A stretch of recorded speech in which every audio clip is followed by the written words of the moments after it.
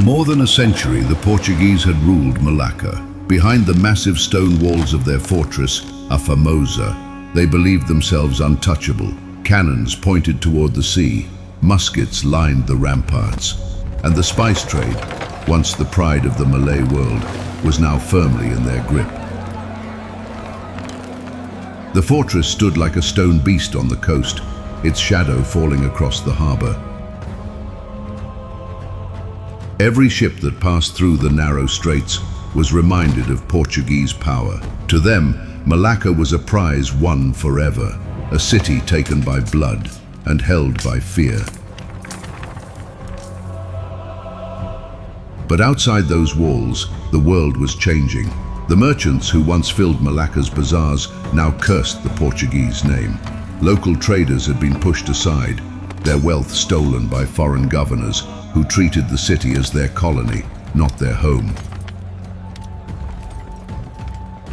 Malay princes who once saw Malacca as the heart of their world now saw it as a wound that had festered for more than a century. South of Malacca, the Sultanate of Johor had risen as a symbol of defiance. Its rulers were the heirs of Malacca's fallen sultans. For decades they fought a lonely war, striking Portuguese ships, raiding settlements, but never able to bring down the fortress.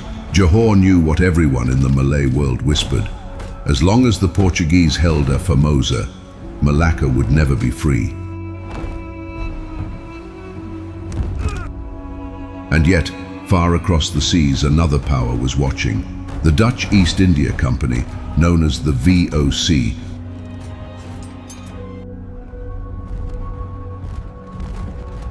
had carved its empire in the islands of the East Indies. Ruthless in trade, disciplined in war, the Dutch were determined to break the Portuguese monopoly. They wanted the spices, the roots, and above all, they wanted Malacca.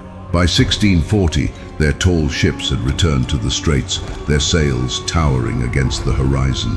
They came armed not only with cannons, but with ambition. An ambition to seize the fortress that had defied every assault before. But even the Dutch knew, alone, they could not take Malacca. So they turned to Johor. In the halls of Johor's palace, envoys whispered promises.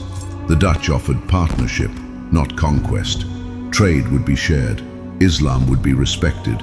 Together, they said, Malacca could be liberated.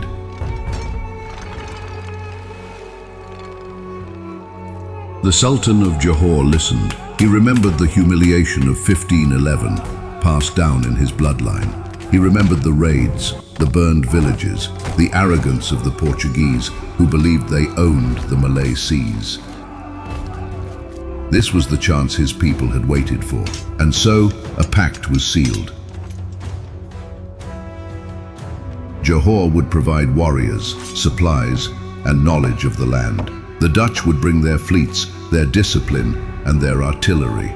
Two powers, once strangers, now bound by a single purpose: to bring the walls of Malacca crashing down. Inside A Famosa, the Portuguese governors sensed the storm. Ships failed to arrive with provisions. Rumors of the alliance spread through the garrison. Fear gnawed at the soldiers as they peered out from the walls. For more than a century, Malacca had been theirs. But now, the noose was tightening. The hunters had encircled their prey. The fortress was about to be tested as never before, and the final reckoning for Portuguese Malacca had begun. The alliance had been sealed. Dutch sails rose like white blades against the horizon, their warships forming a wall across the straits. On land, Johor's warriors sharpened their kris and spears, gathering in the swamps and forests that surrounded Malacca. Together, they closed in on the fortress.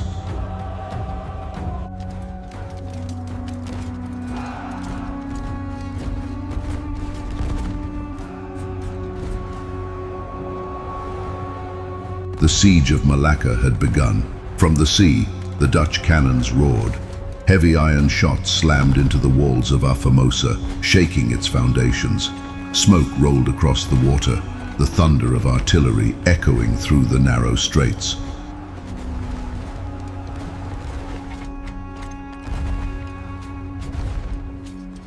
The Portuguese guns answered, their fortress alive with fire, but the Dutch blockade held firm. Inside the city, life turned grim. Supplies dwindled.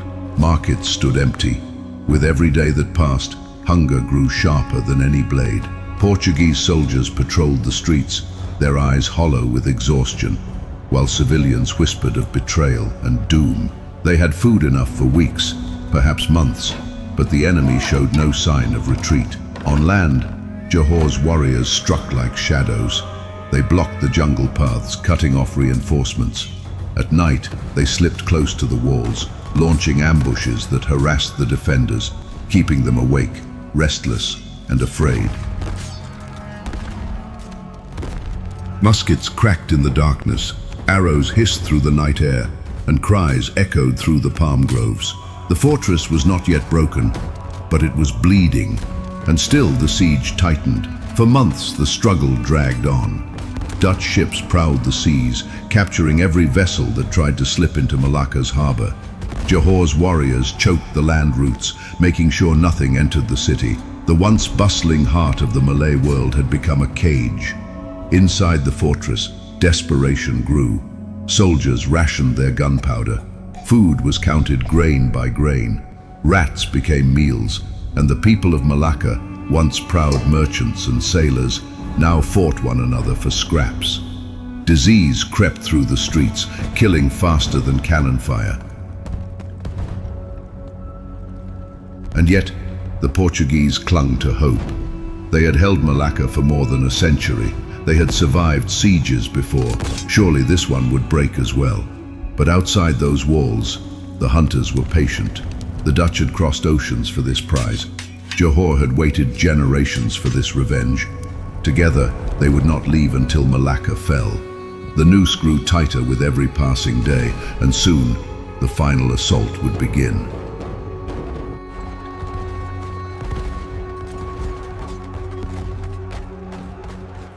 The year was August, 1640. The Straits of Malacca, once the beating heart of Asian trade, now bristled with war.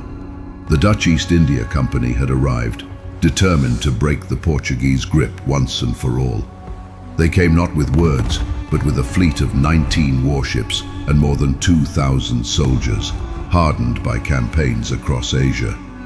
At their side stood the Sultanate of Johor, bringing hundreds of Malay warriors and supplies of food, boats, and guides who knew every inlet and jungle path around Malacca. Inside the fortress, the Portuguese prepared for the storm. Their numbers were smaller, only about 1,000 to 1,200 defenders, including soldiers, mercenaries, and a desperate civilian militia. But they had the walls of A Famosa, one of the strongest fortresses in the east, and they had survived sieges before. The battle for Malacca began with fire. On the first week of August, Dutch cannons opened fire from the sea. The thunder rolled across the straits as stone and iron slammed into Malacca's walls. Towers shook, houses splintered, and smoke drifted over the harbor. The Portuguese guns roared back, answering shot for shot, their cannonballs splashing into the water and tearing through Dutch rigging. For hours each day, the sky was filled with smoke and flame. By September, the siege had tightened. Dutch ships blocked the harbor completely. Not a single Portuguese supply vessel could break through. On land, Johor's warriors cut off every jungle path, ambushing messengers and patrols. No food, no aid, no escape. Malacca was trapped. Inside the city, the first signs of weakness appeared. Food supplies dwindled. Soldiers were given half rations. Civilians boiled rice water into thin porridge. Soon, even that began to vanish. Rats were hunted in the streets. Disease crept through the fortress, killing dozens each week. The Dutch too suffered. The climate of Malacca, hot, wet and thick with mosquitoes, bred sickness. Malaria and dysentery tore through the camp. By October, hundreds of Dutch soldiers had died not from battle, but from disease. Yet the blockade held firm. In November 1640, the first assaults began. Under cover of darkness, Dutch soldiers dragged heavy siege guns close to the fortress walls. At dawn, they opened fire at point-blank range. Stones shattered, bastions cracked, and parts of A Famosa crumbled into ruin.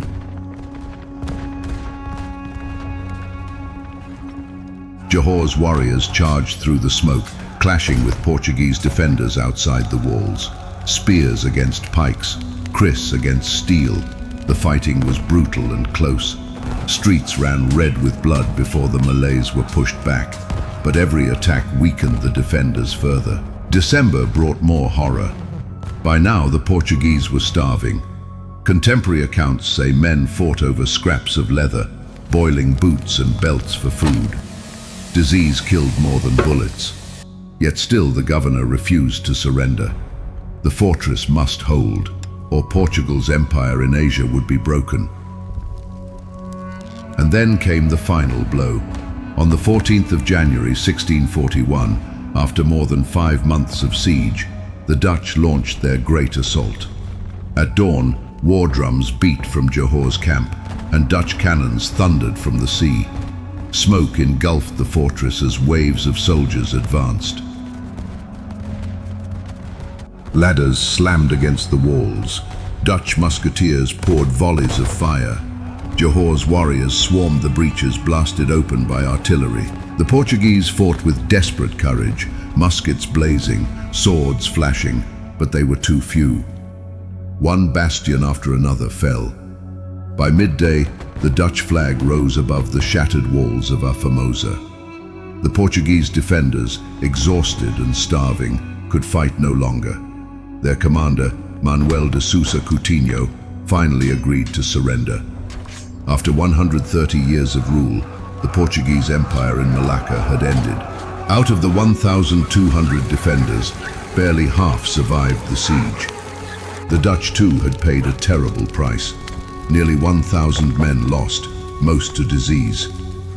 Johor's warriors too had fallen in the hundreds, but their honor was restored.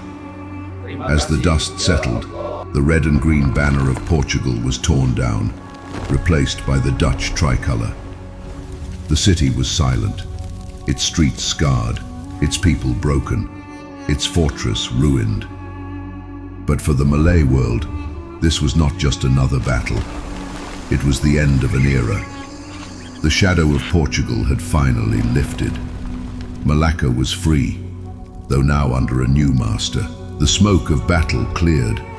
The proud walls of A Famosa lay cracked and blackened, its bastions reduced to rubble. In the harbour, shattered ships drifted silently. The siege was over, but its scars would last forever. The Portuguese survivors, weary and starving, were marched out under guard. Out of more than 1,200 defenders, only a few hundred remained. Malacca, once their jewel, had become their grave. The Dutch celebrated their victory, though it came at a heavy cost. Nearly 1,000 of their men had fallen, not only to swords and muskets, but to fever, dysentery, and the tropical heat. Johor's warriors too had suffered, but for them, the shame of 1511 was finally avenged. Yet Malacca did not return to Malay rule. Its flag changed, but the rulers were still foreign. The Portuguese were gone, but now the Dutch East India Company reigned, ushering in a new century of European dominance. For the Malay world, it was a bitter truth. The struggle for freedom was not over. The Straits of Malacca remained a prize, too valuable, too tempting for outsiders to ignore. Still, the memory of the siege endured. The courage of Johor, the endurance of the Dutch, and the desperation of the Portuguese defenders. A story written in stone and blood. And in our next video, we will explore what happened after 1641, how Malay history moved forward, what powers rose, and where this struggle led. So, stay with us, subscribe, and join the journey as we uncover the next chapter of history.